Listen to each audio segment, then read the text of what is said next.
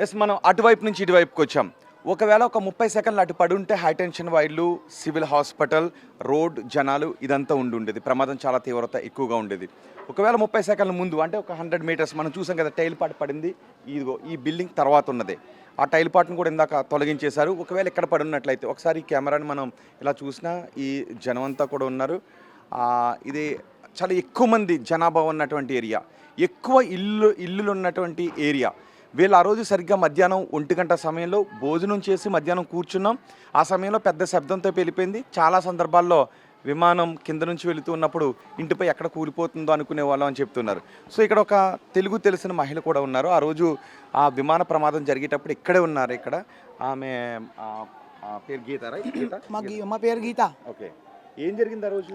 పైలా మేము 150 అయింది ఆ రోజు 12 తారీఖులో. 3 గంట కాదు, 2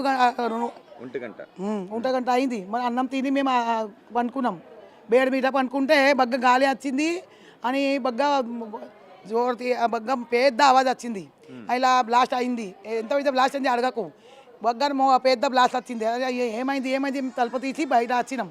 బయట అయితే ఏమైంది అంతా పొరగన్లు అంతా మేము భయం అయింది. ఇంతగానం ఎందుకు అయింది, బ్లాస్ట్ అయింది, ఏమైంది ఏమో మేము అనుకున్నాం. బిల్డింగ్ పడిపోయింది అట్లా అనుకున్నాం మేము.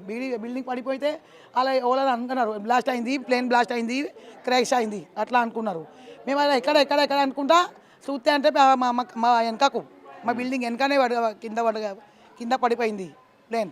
అయితే మేము బగ్గానే భయం అయింది. మా ట్రీ ఉంటే కదా, ట్రీని తలిగి కింద పడిపోయింది ప్లేన్. వెళ్దాం. ఆ చెట్టు కూడా ఇక్కడ ఉంది, మనం ఇంతకు పైనుంచి చూసాం కదా.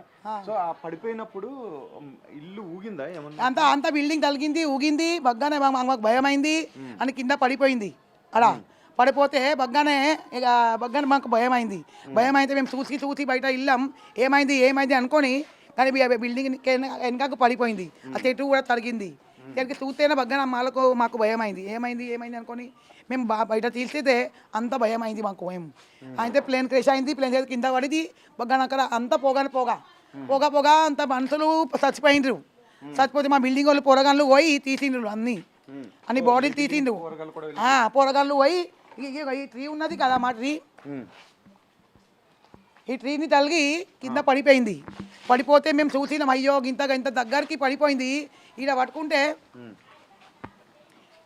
పడుకుంటే మేము చచ్చిపోతున్నాం. చూడు మా బిల్డింగ్ లా దివాళి చూడు అంత పడిపోయింది. దీనికి తలిగి మీద పోయి పడిపోయింది, అంతే చచ్చిపోతాం మేము. ఈ చెట్లు అంతా అన్ని పడిపోయింది. చూడండి ఈ చెట్టు తలిగిది ఇలా ఇన్న వండది, వెనకకు ఇన్న వండ పడిపోయింది పక్కకు.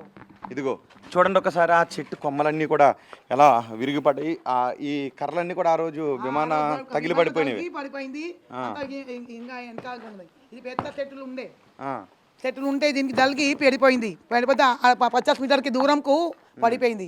ఈడ పడితే 50 మీటర్ ఇంకా పడుతుంది కదా, మేము చచ్చిపోతున్నాం అన్ని.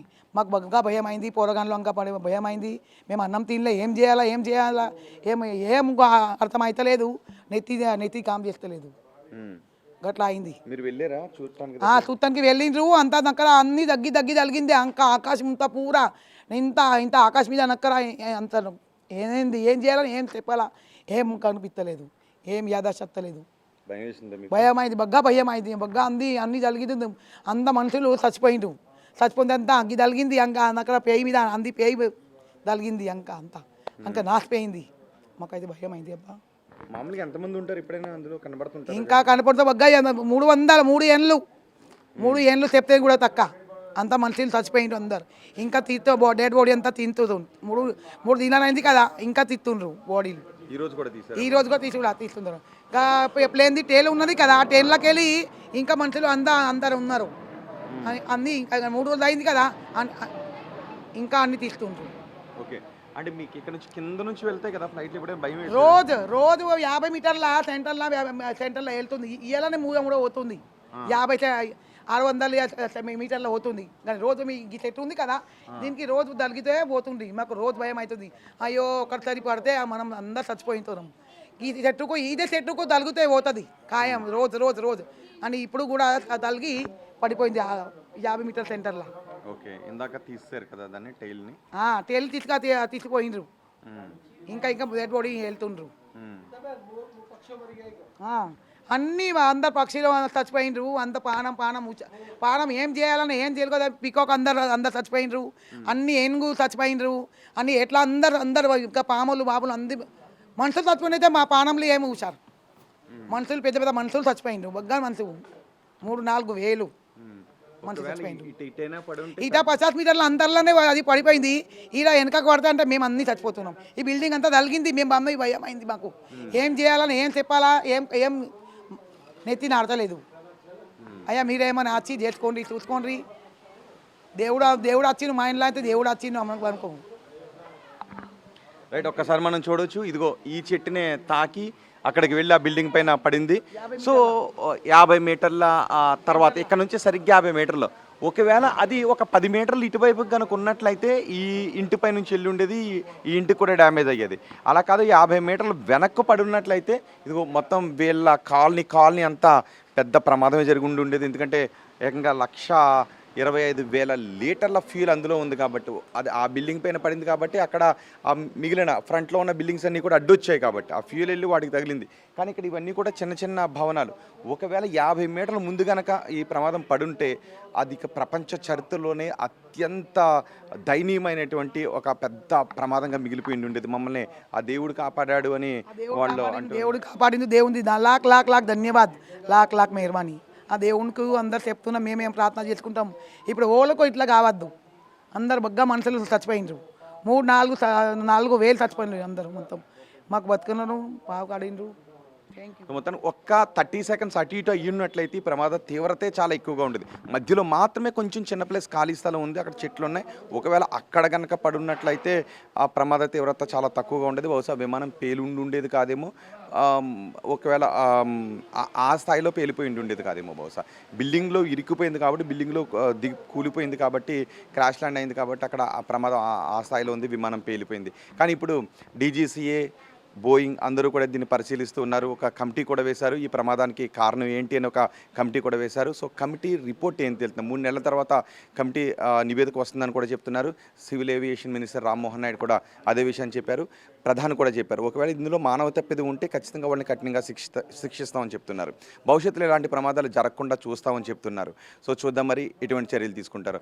మరోవైపు ఇప్పటికీ కూడా బాడీస్ని వాళ్ళకి అప్పగించలేదు, DNA పరీక్షలు చేయలేదు. ఇంకా విజయ్ రూప్ అనే బాడీని కూడా రేపు బహుశా అప్పగించే అవకాశం ఉంది. ఆయన బాడీని కూడా ఇంతవరకు ట్రేస్ చేయలేకపోయారు.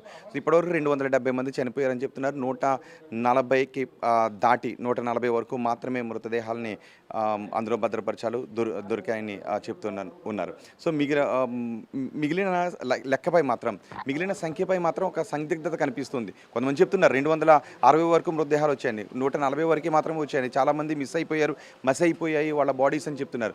సో క్లియర్ కట్గా మాత్రం లెక్క గురించి ఎంతమంది చనిపోయారు, మరణాల గురించి చెప్పట్లేదు. 241 మంది ఫ్లైట్లో ఉన్నారు, 242 మంది, అందులో 241 మంది చనిపోయారు.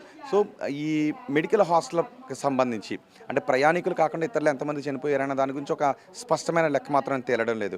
ఇప్పటికీ మృతదేహాలు ఆ సివిల్ హాస్పిటల్లోనే ఉన్నాయి. బహుశా DNA శాంపిల్స్ అన్ని సేకరించిన తర్వాత, వాటిని విశ్లేషించిన తర్వాత వాళ్ళ సంబంధికులకు ఫోన్ చేసి వాళ్ళ బాడీని అప్పగించే అవకాశం ఉంటుంది. మరి చూద్దాం, ఈ ప్రమాదానికి కారణం అయితే ఏం కారణం అని తేలుస్తారు.